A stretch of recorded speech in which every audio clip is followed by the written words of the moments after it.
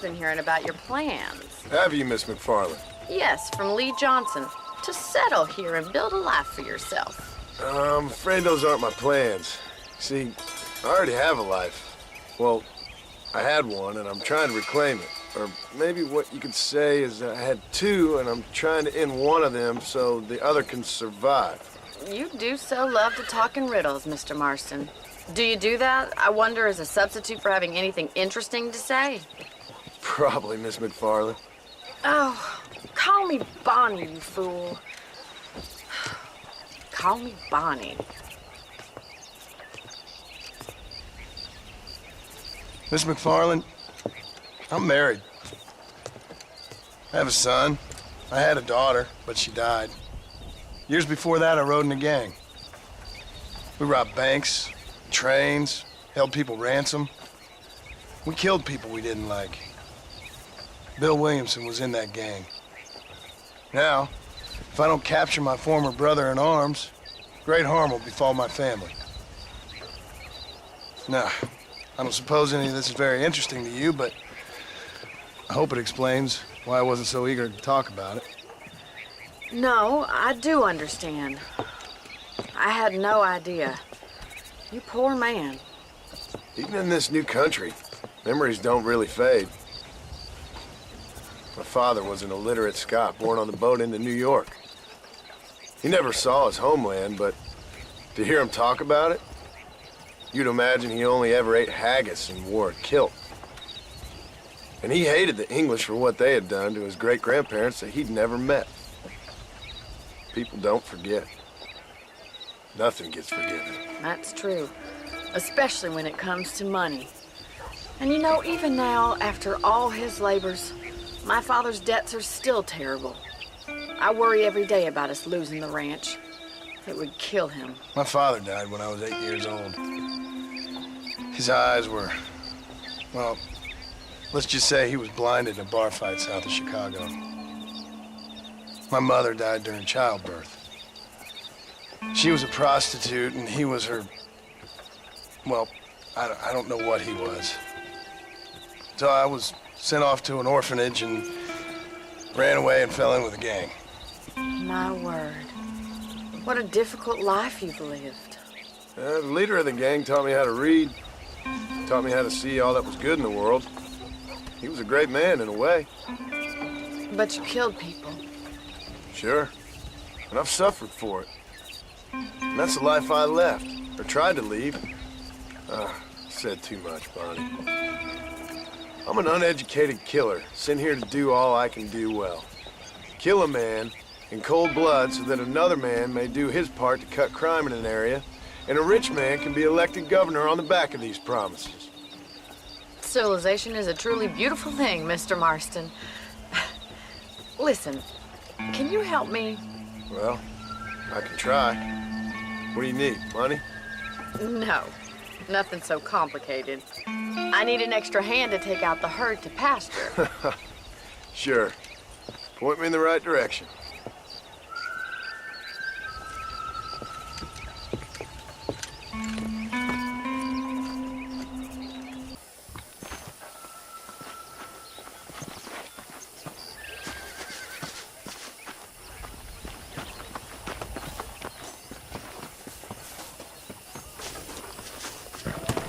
Right, are you ready to learn how to herd some cows?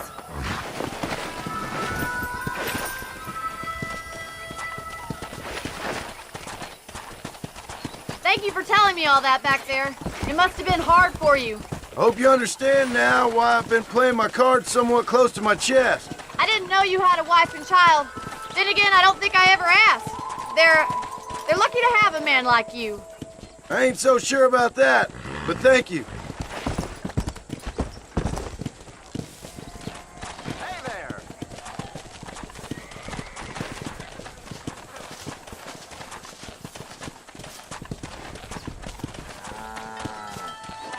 Get behind the herd! That should start them moving in the right direction. Assuming they aren't put off by your smell. That's it! Keep them moving! Nice job, Mr. Marston! Come on! These guys Come on, Mr. Marston. Whoa! You're real no time, ain't that hard, is it? Muy bien, señor. Look at the cowboy. Bien hecho. Come on. Get right at them! Drive him this way! Yeah, there you go. Yeah!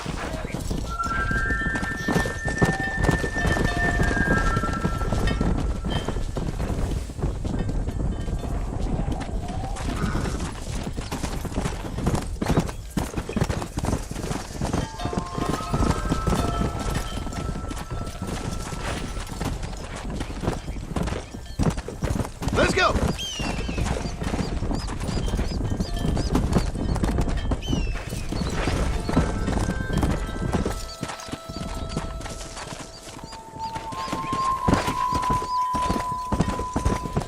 Keep going, Mr. Marston. Nearly there. Whoa. Good! Now we need to move this entire herd out to the far pasture for grazing!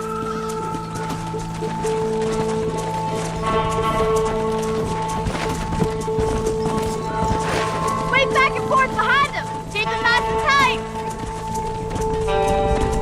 Come on, let's go! Let's go!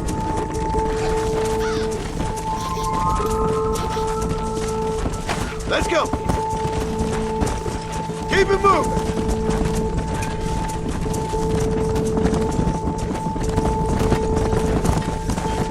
Get going! He's just Come showing on! off now. Stay with him.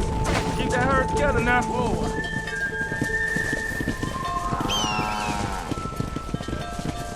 You're not bad with the herd.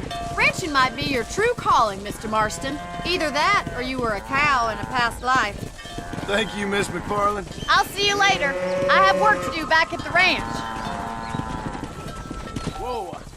Come on, Annabelle.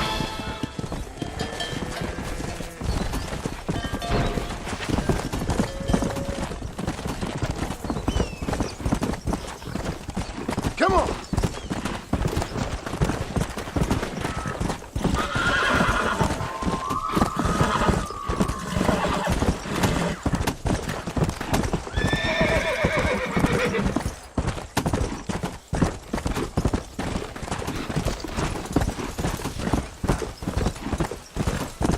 Yeah!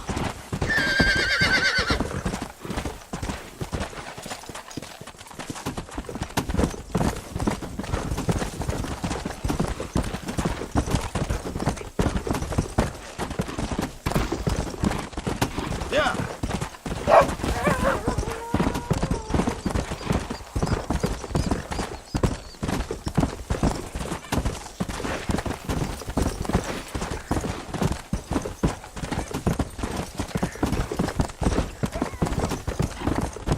Come on!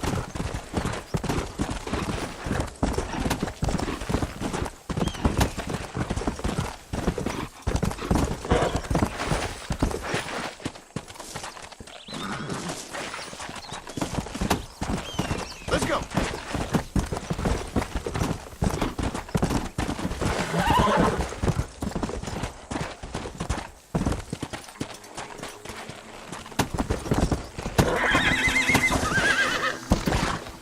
Come on!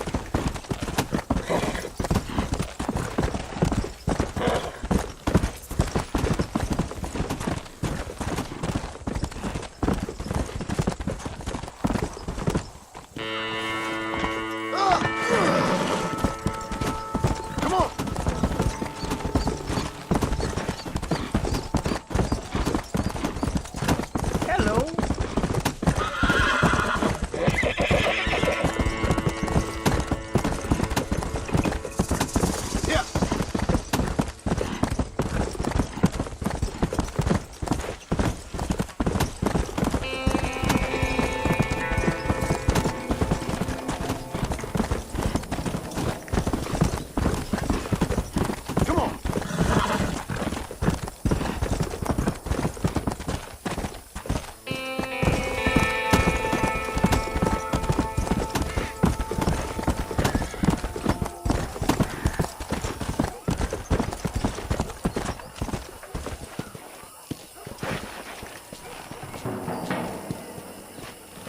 Come!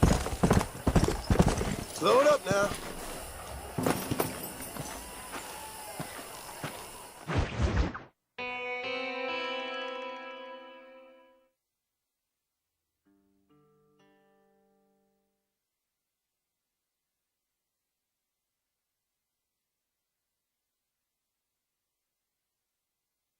And I can tell you with no uncertainty that miracle cures are no laughing matter. I bid you good day, sir. Oh, Mr. Marston, good to see you. How have you been keeping? I'm well, Mr. Mr. West Dickens. Nigel West Dickens of East Cheap, London, New Waverly, New York, and Armadillo, New Austin. At your service. At my service. At everyone's service. At the service of science, of knowledge, of life. How are your wounds? Much, much better. But then they would be. Would be... I know a cure for all ailments, Mr. Marston. Ah, I'm sure you do. And I'm sure for just $2 an ounce, I could live forever. Oh, but for you, sir, I'd do a bulk discount rate of $1.95 an ounce, as long as you buy 100 ounces or more. That's a lot of immortality. Give it up, old man. That's Mr. West Dickens to you, boy. Give it up, old man. Listen, Marston, I'm broke, but this stuff is good. It works. I need a healthy young man like you. Come along, and let's ride over to my newest customer at Ridgewood, and I'll explain while we go. Okay.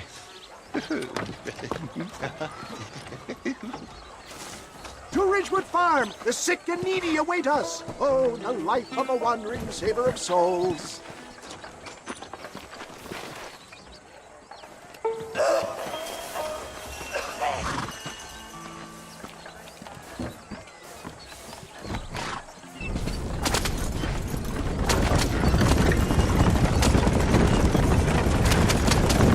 I heard about you, Mr. West Dickens. And I about you, John Marston. Let's go. Stay on the road! You're going to destroy the merchandise! Hoodwinking the weak, gullible out of their hard-earned money. My dear boy, it is you who is gullible, if I may be so bold. Get back on the road! We'll have nothing left by the time we get to Ridgewood.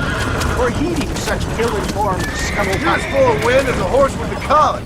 I have been blessed with the gift of language, and for that I will not apologize. But the West Dickens elixirs speak for themselves. My thousands of happy customers attest to that. Those men trying to kill you didn't look so happy. Skepticism is the bastard child of progress, John. Knowledge makes a fool into a doubting Thomas. For the love of God, try to stay on the road!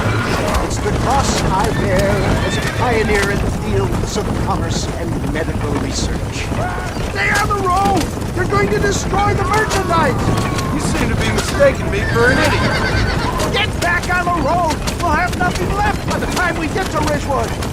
My tonic cures all known ailments, that I can guarantee you. But, for the sake of argument, even if it didn't, surely there's still value in giving a person the belief they can feel better. Is that not, after all, the cornerstone of religion? Faith has its own beauty. You sell shit. I am merely an agent of their demand. I provide a desired product at a fair price. A conduit between science and the common man, if you will. You hop out here, John. Follow me in on foot.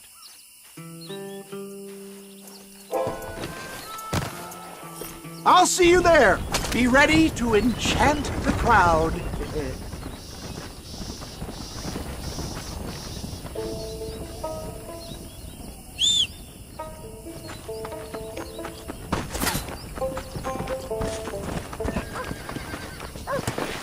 Come on.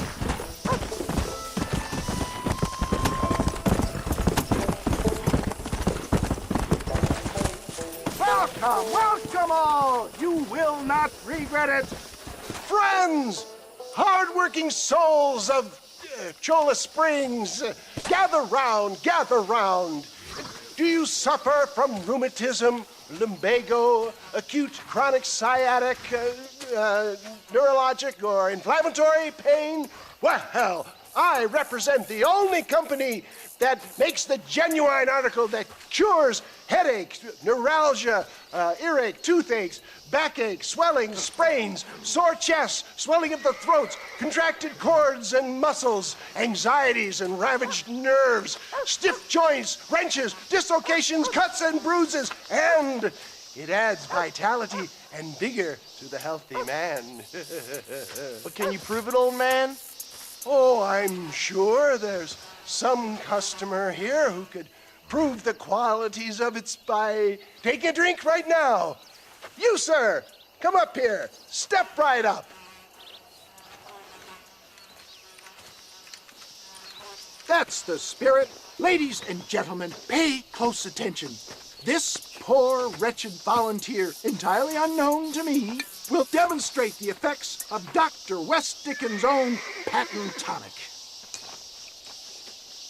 Be you a cowpoke or athlete, this miraculous elixir developed with the wisdom of the East keeps the muscles supple and relaxes the cords. It loosens the joints and gives a feeling of youth and vigor to the whole system. Not possible, I hear you say. Well, doubt no longer. Faith can move mountains, but I ask not for faith. I am a man of science, and today science will be vindicated. Your eyesight has greatly improved. Is that not so, friend? If you say so. That's right, it is. You heard him. What a good sport you are, sir. Now, gaze over yonder at that porch. If you squint, you may just be able to make out the skull that's hanging there.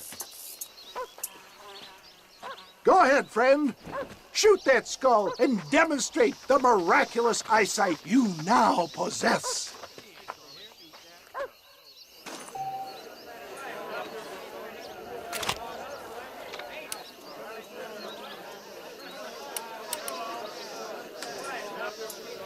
Shoot the skull, stranger. Prove these doubters wrong. Remarkable! The eyesight of an eagle, granted by imbibing Dr. West Dickens' own patent tonic. Anybody can make that shot. This man is a fraud. If your eye's so damn sharp, why don't you try shooting my hat out of the air? My friends, our test case has been challenged to shoot a gentleman's hat out of the sky above our heads. You can fool these people, but you ain't fooling me. Right. Let's just see how sharp you is with a moving target. Steady yourself, stranger.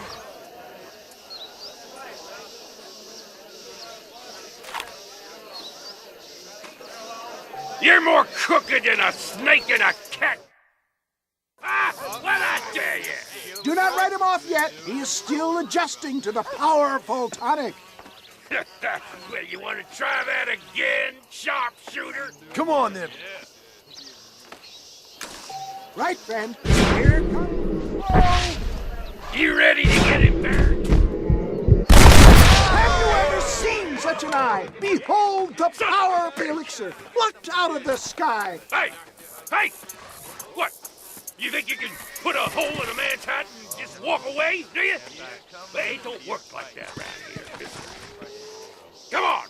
Are you a man or not? A challenge of battle has been offered to our volunteer. Prepare for a display of Herculean brawn.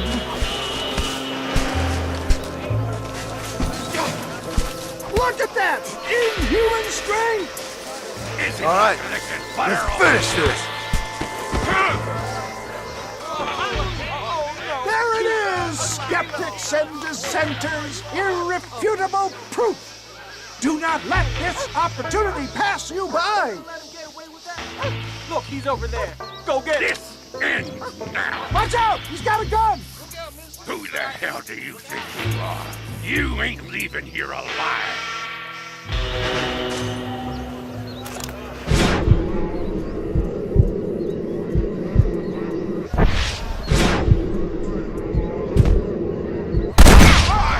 Marvelous shot, dear boy. The kind of deadly accuracy that can only be afforded by the West Dickens elixir. Come, I have plenty for all. You'll be fine. Get out of my way. Hey, where are you going? I want a bottle. Get me a bottle, please. One of them, right here. No harm in trying one bottle, I suppose. Well, I think that went kind of well, don't you? I'm just glad that my normal job involves either chasing after cattle or murderers. Not the likes of you, mister. Don't be like that. Now, if you'll excuse me, I'd like to say my goodbyes, head on back to the real world. Wait, sir. I've been thinking about your predicament, and I think I may have an idea. I've been thinking I could be your cunning Odysseus. Beware of the Greeks burying gifts, sir. Williamson had better beware. We will make them into Trojans. I don't rightly get you. I want you to go and see my old friend Seth. He can come across as a little curious, but I'm sure you two will get on. He's most often found at Coots Chapel. He's very devout. Why see him? Because between him and me, we can get those gates to open for you, and you can walk right in, just like in Homer's great Trojan yarn!